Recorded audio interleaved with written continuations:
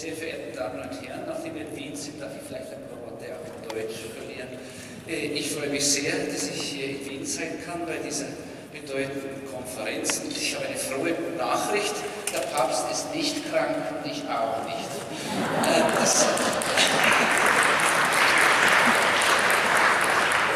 Das heißt, das Grußwort des Papstes wird durchaus vorgelesen werden können. Und er hat mich da Ende Januar selbst beauftragt, Sie recht herzlich zu grüßen. Und damit ich nicht die rote Karte von Herrn Musikfang bekomme, mache ich jetzt auf Englisch weiter. Also, der Papst schreibt: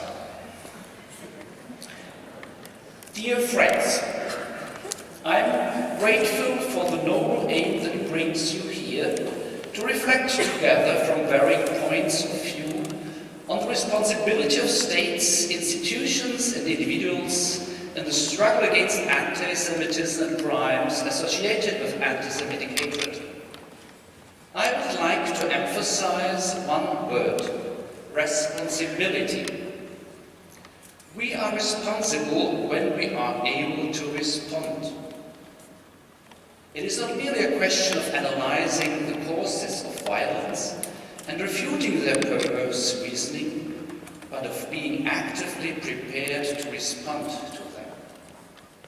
Thus, the enemy against which we fight is not only hatred in all its forms, but even more fundamentally, indifference. For it is indifference that paralyzes and impedes us from doing what is right, even when we know what it is right. I do not grow tired of repeating that indifference is a virus that is dangerous and contagious in our time, a time when we are ever more connected with others, but are increasingly less attentive to others. And yet the global context should help us understand that none of us is an island and none will have a future of peace without one that is worthy for all.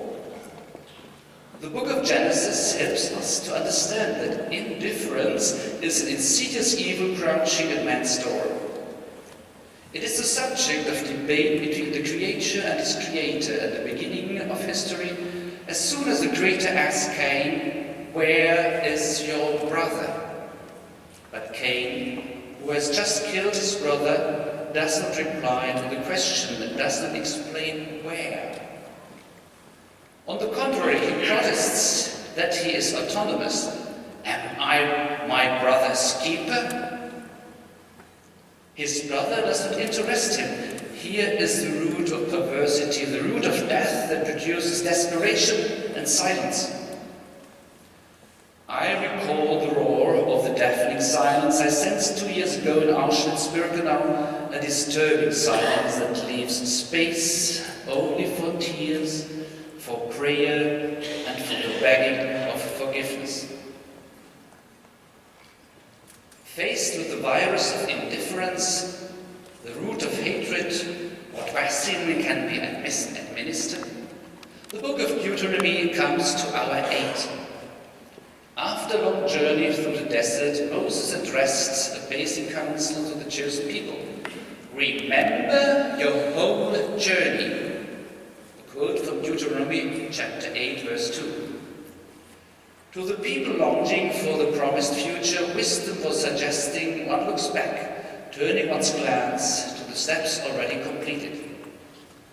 And Moses did not simply say, think of the journey, but remember, or bring alive. Do not let the past die.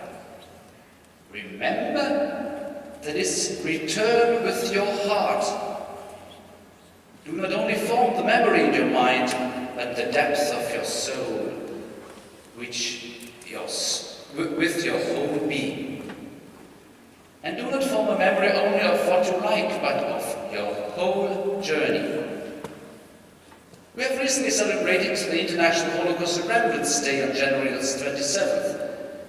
In order to recover our humanity, to recover our human understanding of reality, and overcome so many deplorable forms of apathy, towards our neighbor, we need this memory, this capacity to involve ourselves together in remembering. Memory is the key to accessing the future. It is our responsibility to hand it on in a dignified way to young generations.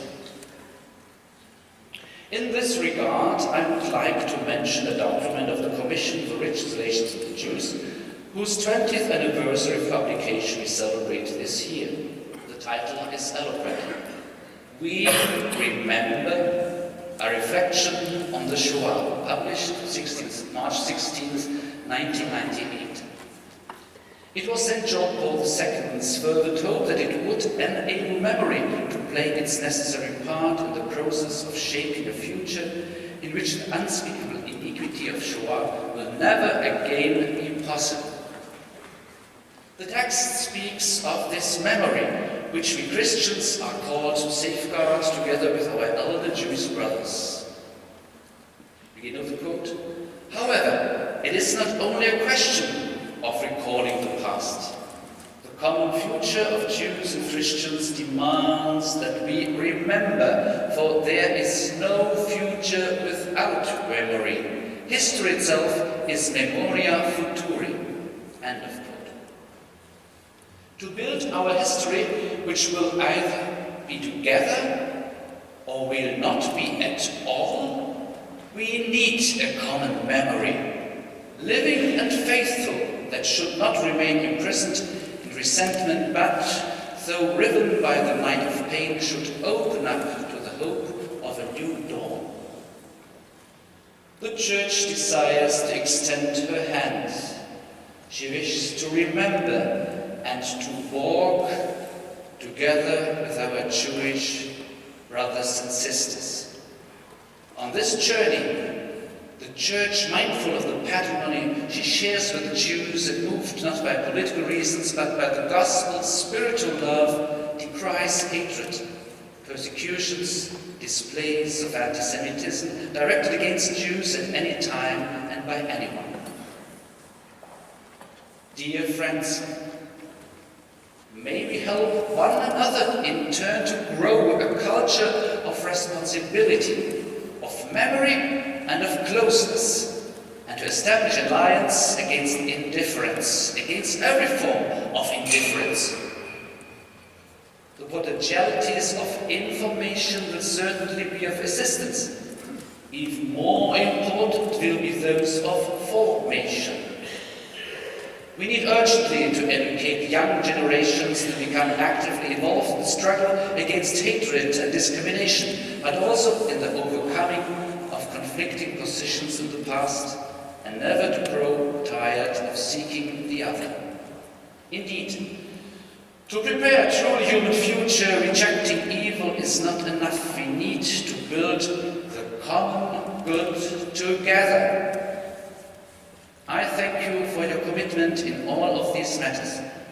May the Lord of peace accompany you and bless every one of your good intentions. Thank you.